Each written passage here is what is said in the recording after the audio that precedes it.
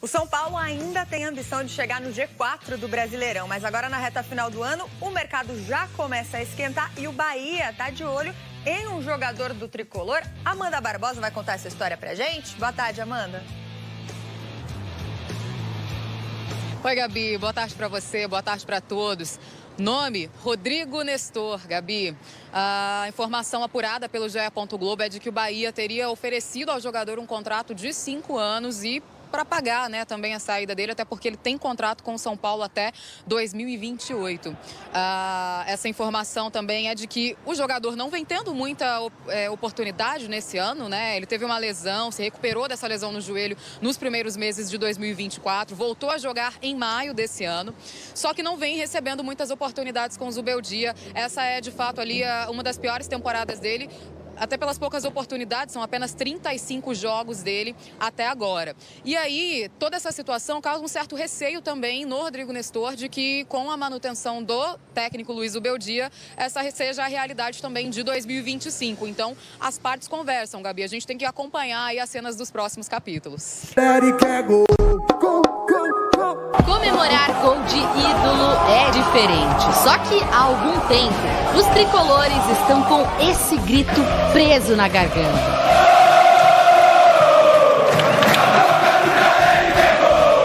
A última vez que o Calleri balançou as redes foi contra o Botafogo, pelas quartas de final da Libertadores.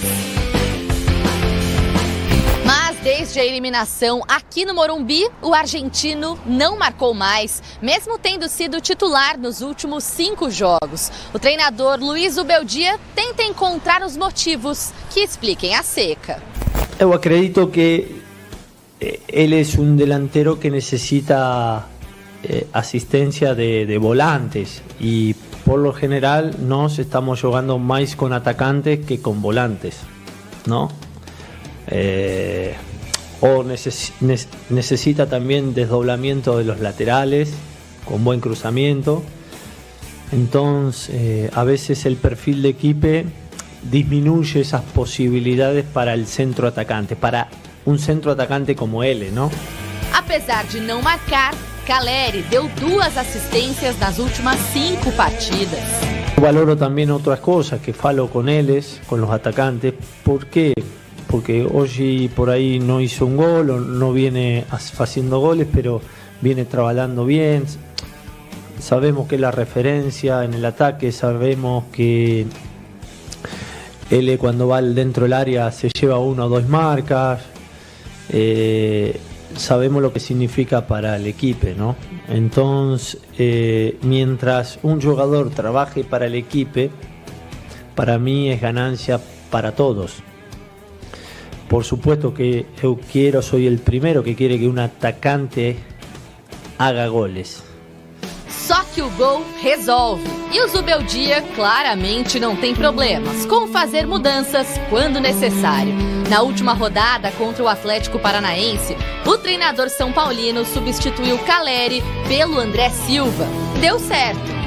A veces son rachas, acontece que son rachas de los centroatacantes y está aconteciendo esa situación, ¿no? Así que tranquilidad, que el equipo, el grupo está haciendo un gran trabajo, los que jogam de início e los que tocam entrar. O momento não é bom, mas o Calleri continua sendo o vice-artilheiro do clube na temporada com 14 gols, histórico que mantém o atacante prestigiado e titular. Eu soy el primero que quiere que un atacante haga goles. Pero como el equipo no está teniendo ese problema, porque si no lo hace cualquier otro jugador, eu tenho que valorar muito o trabalho em equipe, não? O São Paulo volta a campo daqui uma semana contra o Bragantino. Uma nova chance para o Calleri, uma oportunidade para o torcedor soltar aquele grito preso na garganta.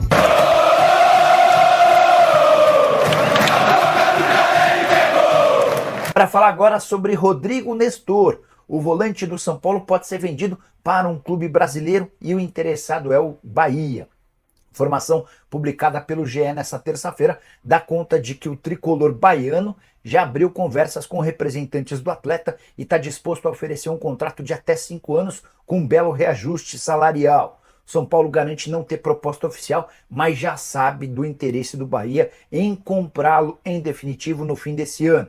Sugestão do técnico Rogério Ceni, com quem Rodrigo Nestor fez grande temporada, especialmente a segunda. Foram 3 anos de parceria do técnico com o jogador. A segunda, com melhores números, 62 partidas, 8 gols e 11 assistências. Nestor, que vem de um período de recuperação de uma cirurgia e nunca mais conseguiu atuar como titular absoluto. Com o Zubeldia, seus números são ruins. 35 jogos, só 1 gol e 2 assistências. O São Paulo precisa de dinheiro e a venda do Nestor, ainda que seja para um clube brasileiro, poderia ser bastante útil. Tricolor aguarda por ofertas superiores a 10 milhões de euros. Ou também ontem no sorteio dos grupos foi o Júlio Casares, presidente do São Paulo, falou sobre a mudança do calendário imposta pela CBF e reclamou. Vamos ouvir.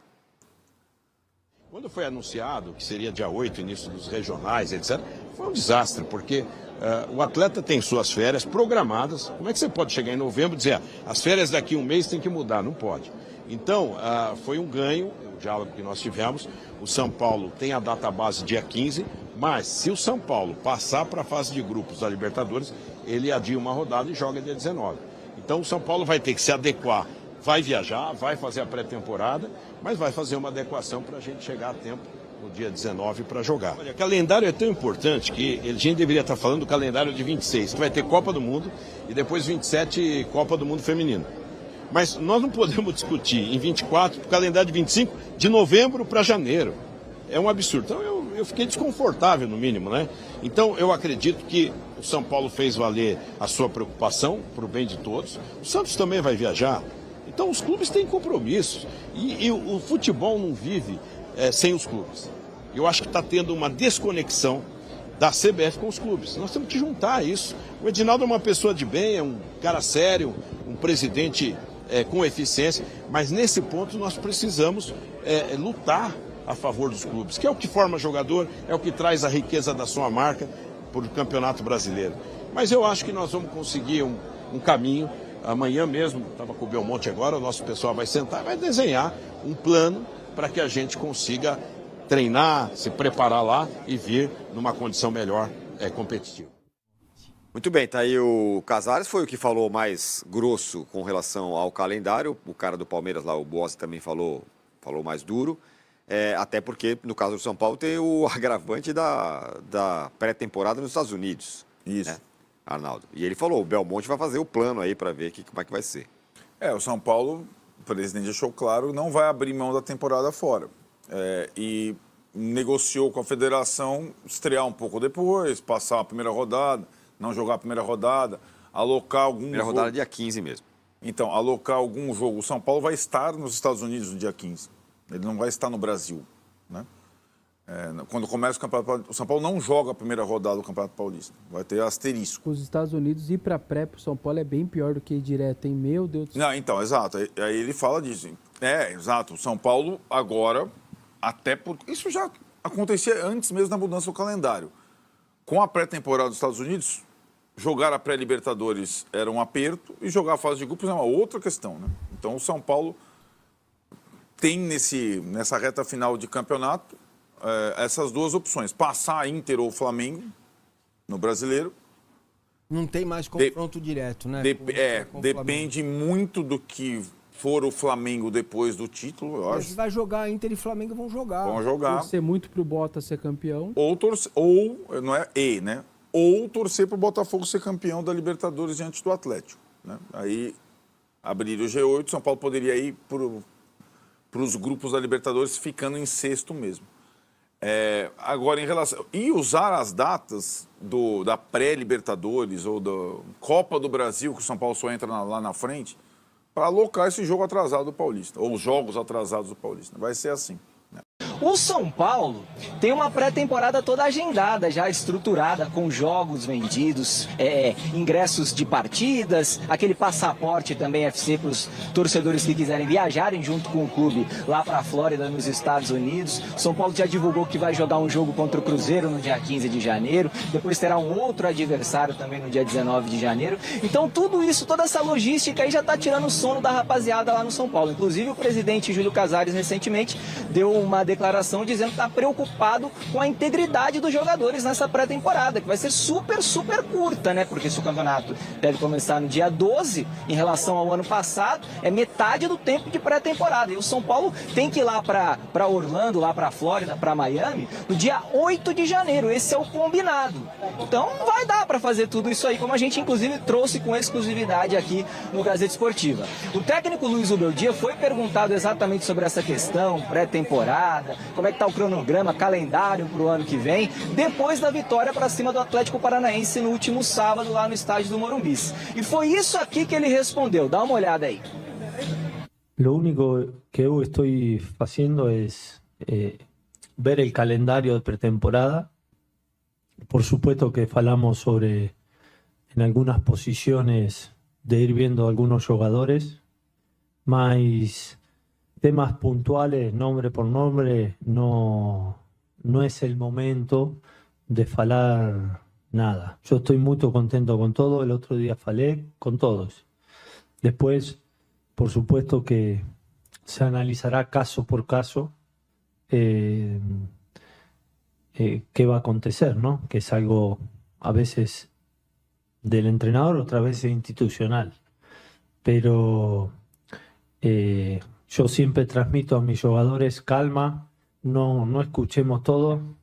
Hasta hace 3 partidos atrás yo estaba afuera, de golpe estoy adentro. Hay yoga. Tenemos que pensar en que Sao Paulo tiene que jugar Copa Libertadores el año que viene, que es lo más importante. Tá, então a palavra do Zubeldia aqui no Gazeta Esportiva, e eu repito o que eu venho dizendo aí ao longo dos últimos dias, né? O São Paulo quer de qualquer jeito jogar essa pré-temporada lá na Flórida, mas do jeito que tá, não tem como, até porque o regulamento do próprio Campeonato Paulista, como eu disse aqui no Gazeta Esportiva, não permite que você escale mais do que 7 jogadores do elenco sub-20, né? Então São Paulo tem essa limitação, a não ser que algum acordo seja feito aí entre o Júlio Casares, entre o Reinaldo Carneiro Bastos, que é o presidente da Federação Paulista de Futebol. Mas tudo isso a gente vai descobrir hoje aqui no evento da Federação, e eu vou trazer tudo para vocês amanhã no Gazeta Esportiva, tá bom, Michele? Beijo grande para você aí, debatam à vontade o tema.